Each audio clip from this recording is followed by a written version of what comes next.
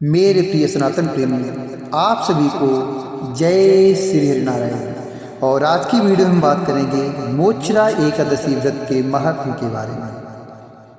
तो एक बार श्री अर्जुन बोले, हे भगवान, आप तीनों लोकों के स्वामी हैं, सबको शुभ देने वाले हैं और जगत के पितर हैं, इसलिए मैं आपको नमस्कार करता हूँ। हे देव, आप सबके हितैषी हैं, कृपा कर मेरे एक संशय को दूर कीजिए।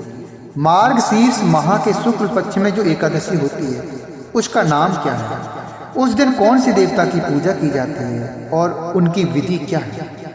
भगवान, मेरे इन प्रश्नों का विस्तार से उत्तर देकर मेरे संदेह को दूर कीजिए, तो आपकी बड़ी कृपा होगी। भगवान कृष्ण बोले, हे अर्जुन, तुमने अत्यंत उत्तम प्रश्न किया, तुमने अत्यंत उत्तम प्रश्न पूछा, इसलिए तुम्हारा यह संसार में फैलेगा। तुम ध्यान पूर्वक सुनो। मार्गशीर्ष माह के शुक्ल पक्ष की एकादशी अनेकों पापों को नष्ट करने वाली है। यह मोचरा के नाम से प्रसिद्ध है। इस दिन श्री दामोदर भगवान की पूजा धूप दीप नैवेद्य आदि से भक्ति पूर्वक करनी चाहिए। हे अर्जुन, अब मैं एक पुराण की कथा आपसे कहता हूँ। इस एकादशी के व्रत के पुण्य के प्रभाव से नरक में गए हुए माता पिता पुत्रादि को स्वर्ग की प्राप्ति होती है। इसकी कथा इस प्रकार है, तुम ध्यान पूर्वक और मन लगाकर सुनो। प्राचीन गोकुल नगर में वैखानस नाम का एक राजा राज करता था। उसके राज्य में चारों वेदों के ज्ञाता ब्राह्मण रहते थे। एक रात्रि को स्वप्न में राजा ने अपने पिता को नरक में पड़ा देखा। उसको स्वप्न में देखकर बड़ा आश्चर्य हुआ और प्रातः काल होते ही वह ब्राह्मणों का सामने अपनी सब स्वप्न की कथा कहने लगा। और प्रातःकाल होते ही वह ब्राह्मणों के सामने अपनी सब स्वप्न की कथा कहने लगा। हे ब्राह्मणों, रात्रि को स्वप्न में मैंने अपने पिता को नरक में पड़ा देखा और उन्होंने मुझसे कहा कि हे पुत्र, मैं अब नरक भोग रहा हूँ, मेरी यहाँ से मुक्ति कराओ। जब से मैंने उनके यह वचन सुने हैं तब से मुझे चैन नहीं है, मुझे चैन नहीं आता। मुझे अब राज सुख ऐश्वर्य हाथी घोड़े धन स्त्री पुत्र आदि कुछ भी सुखदायक प्रतीत नहीं होते हैं। सब बहुत ही बेकार लगते हैं मेरे को। अब मैं क्या करूं, कहाँ जाऊं? इस दुख के कारण मेरा शरीर तप रहा है। आप लोग मुझे किसी प्रकार का तप दान व्रत आदि बताएं जिससे मेरे पिता को मुक्ति प्राप्त हो।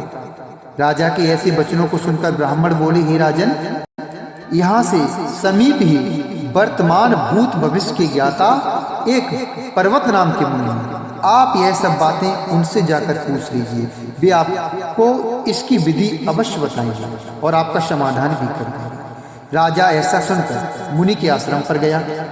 उस आश्रम में अनेकों शांत चित्त योगी और मुनि तपस्या कर रहे थे। उस समय चारों वेदों के ज्ञाता पर्वत मुनि दूसरे ब्रह्मा के समान बैठे थे। राजा ने जाकर उनको साष्टांग प्रणाम किया। पर्वत मुनि ने कुशलता पूछी। तब राजा बोले, हे देवर्षि, आपकी कृपा से मेरे राज में सब कुशल है, परंतु अकस्मात एक विघ्न आ गया है जिससे मुझे अशांति हो रही है।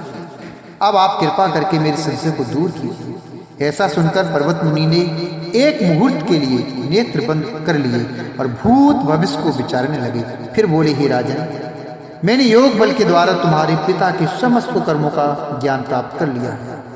उन्होंने पूर्व जन्म में कामोत्तर होकर शौच कहने पर अपनी दूसरी रानी को ऋतुदान मांगने पर भी नहीं दिया। उसी पाप कर्म के फल से तुम्हारा पिता नरक में गया है। तब राजा बोले कि हे भगवान, मेरे पिताजी के उद्धार के लिए क्या कोई उपाय है? कृपया मुझे बताएं अगर ऐसा कोई उपाय है। तब पर्वत मुनि बोले, हे राजन, मार्गशीर्ष मास के शुक्ल पक्ष में जो एकादशी होती है उस एकादशी का आप उपवास करें और उस उपवास के पुण्य को अपने पिता का संकल्प करके छोड़ दें। उस एकादशी के पुण्य के प्रभाव से अवश्य आपके पिता की मुक्ति होगी। मुनि के वचनों को सुनकर राजा अपने बहुत हर्षित हुआ। मुनि के वचनों को सुनकर राजा बहुत हर्षित हुआ और अपने राज्य को आया और कुटुंब सहित मोचरा एकादशी का उपवास किया। उस वास के पुण्य को राजा ने अपने पिता को दे दिया, अर्थात संकल्प उनके लिए छोड़ दिया। उस पुण्य के प्रभाव से राजा के पिता को मुक्ति मिली और स्वर्ग में जाते हुए अपने पुत्र से बोला, हे पुत्र, तेरा कल्याण हो। यह कहकर स्वर्ग की ओर चला गया। मार्गशीर्ष माह के शुक्ल पक्ष की मोक्षदा एकादशी को जो व्रत करते हैं उनके समस्त पाप नष्ट हो जाते हैं और अंत में स्वर्गलोक हो जाते हैं। इस व्रत से बढ़कर मोक्ष देने वाला दूसरा कोई भी व्रत नहीं है।